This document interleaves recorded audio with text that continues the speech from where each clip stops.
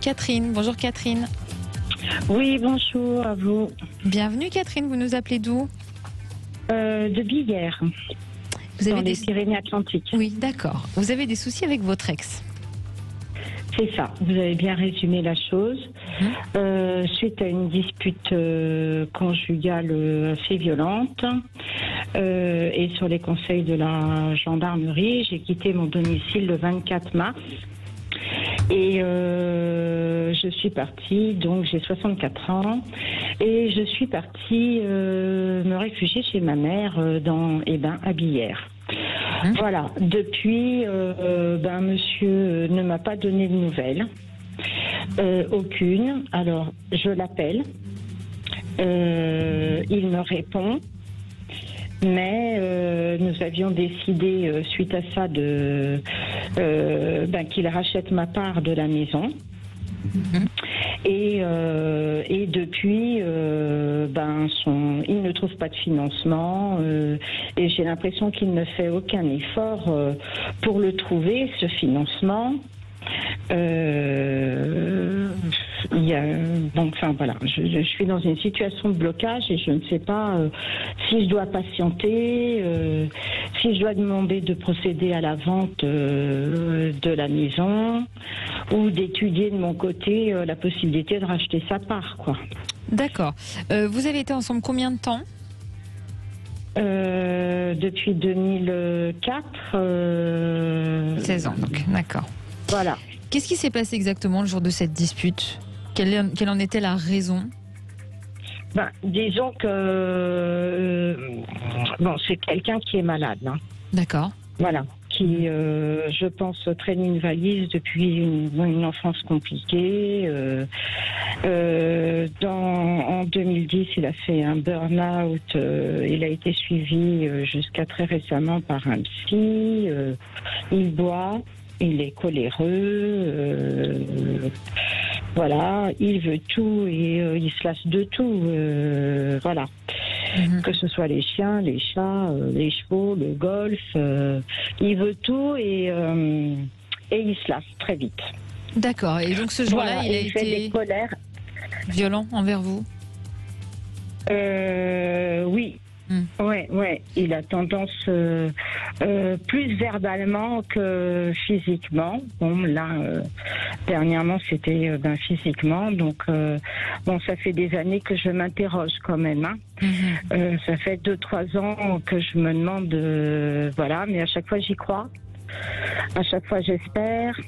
Il me fait de la peine, il est quand même attachant, mais c'était devenu de plus en plus insupportable. Et ce soir-là, voilà. Ça a été la goutte d'eau. À bout de nerfs, je pense, et j'ai explosé et ça a dégénéré. Vous avez dit tout à l'heure que sur les conseils de la gendarmerie, vous êtes parti. Oui. C'était la première fois que vous faisiez intervenir la gendarmerie? Oui. C'est pas moi qui l'ai appelé d'ailleurs parce qu'il était en train de m'étrangler, donc c'est sa fille qui les a appelés, donc oui, c'était la première fois que la gendarmerie venait, mais avec ses filles, il a eu aussi de très grosses disputes effrayantes pour les gens qui sont autour, quoi. D'accord. Voilà. D'accord. Mais bon, il a un mal-être. Et maintenant, c'est plus supportable. Anne-Lise, est-ce que ça peut se concrétiser vite, cette histoire de rachat de parts de maison? Alors, j'aimerais être positive, hein, mais c'est vrai que là, on sent quand même un homme qui laisse volontairement traîner les choses. Malheureusement, je crois que vous allez devoir passer par la justice pour réussir à avoir gain de cause de cette maison, parce que, alors vous parliez effectivement de racheter sa part, même là, il risque de vous mettre des bâtons dans les roues, à ne pas vouloir partir. Il va falloir de toute façon passer par la justice. Vous allez être obligé de passer par là. Alors, Alors, pourquoi le fait-il? C'est vraiment une question de vengeance. Là, c'est triste à vous dire. Ça me peine parce que vous avez déjà visiblement bien souffert avec cet homme par le passé, mais c'est vraiment dans le but de vous embêter. Il n'y a pas d'autre but. C'est vraiment la vengeance parce que vous l'avez quitté, parce que vous avez osé mettre un terme à toute cette violence, effectivement, dont il a fait preuve. Et d'ailleurs, là-dessus, je reviendrai. J'ai quand même le sentiment que c'est quelqu'un, vous disiez effectivement, qui a un gros mal-être. Ce mal-être qui, pour moi, effectivement, dure depuis un peu toujours. Cette violence, il a réussi par moments à la maîtriser, mais c'est quand même quelqu'un qui a une grosse colère, qui est un petit peu renfermée, un petit peu éteinte. Et je ne sais pas si c'était la première fois, en tout cas, qu'il allait aussi loin, mais je sens quand même qu'il y a eu des états coléreux assez régulièrement. Et si c'est pas qu'avec vous, en tout cas, vis-à-vis de certains de ses proches, quand même. Hein. Oui. Alors, écoutez, moi, je pense que c'est quelque chose qui va se régler sous la forme de la justice. Je pense plutôt que vous allez vendre effectivement en accord commun, entre guillemets, parce qu'on y viendra, mais en tout cas pas pour le moment. Cette maison, il en partira, ça c'est très clair. Vous allez la vendre, mais je dirais effectivement qu'il y en a bien au moins pour une petite année quand même. Moi, j'ai quelque chose à l'automne prochain.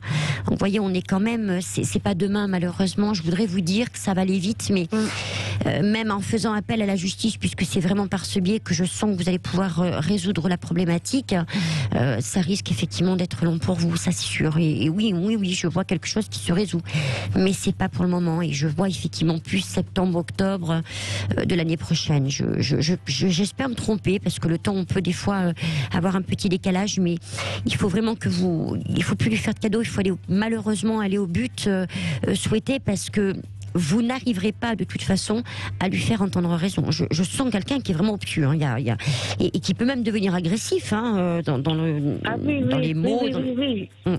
Oui. Et ça m'inquiète aussi. C'est pour ça aussi, c'est pour ma sérénité en fait que j'étais partie sur un partage à 50%, quoi. Bien sûr. Parce que je me suis dit, il va pas supporter de perdre sa maison. J'ai peur qu'il n'entretienne pas. Parce que quand on boit beaucoup, bien sûr. voilà, on n'est pas très vaillant. Et puis voilà, j'ai peur qu'il mette le feu à la maison. Enfin, voilà quoi. Oui, vous pensez qu'il est capable de ça? Non, alors sincèrement, je vous rassure là-dessus. Bon, effectivement. Je sais pas. Non, alors je me permets sincèrement, il n'ira pas jusque-là. Par contre, c'est vrai que vous l'avez dit d'ailleurs et vous en êtes consciente, c'est quelqu'un qui se dégrade, qui est dégradé et qui se dégrade de plus en plus, et ça n'ira pas en s'arrangeant malheureusement. Oui, c'est vrai qu'après vous risquez de retrouver la maison non entretenue. Mais j'ai pas en tout cas de grosses casses ou j'ai pas des choses quand même.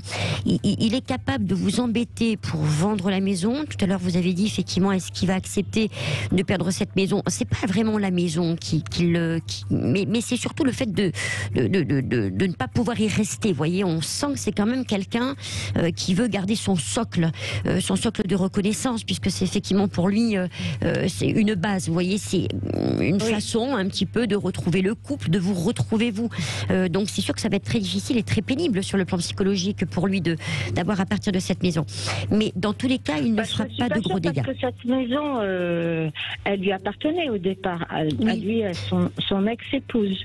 Et en fait, j'ai racheté la part de son épouse. Et oui, et c'est en ce sens que je vous dis, c'est vraiment c'est pas le fait d'avoir à perdre la maison entre guillemets sur le plan financier, parce que je pense que là il en est même plus là. C'est ce que je vous dis, c'est un socle pour lui. Cette maison, elle est importante. On sent que c'est un repère. Et c'est ça qui va être extrêmement difficile pour lui. Il tient beaucoup. Voilà, absolument. En même temps, vous n'avez pas d'autre choix effectivement pour pouvoir vous sortir de là. Et en tout cas pour moi, sur l'année prochaine, il y aura probablement une vente de la maison, ça c'est sûr. On vous souhaite en tout cas beaucoup de courage pour vous reconstruire, et merci d'avoir été avec nous, Catherine. Merci beaucoup pour votre témoignage. À bientôt. Au revoir. Et on souhaite beaucoup de courage aussi à toutes les victimes de violences conjugales qui nous écoutent. Je sais que c'est pas mon rôle de dire ça et que c'est facile à dire, mais il y a beaucoup de structures aujourd'hui qui existent pour vous aider. Dites-vous que vous n'êtes pas seul.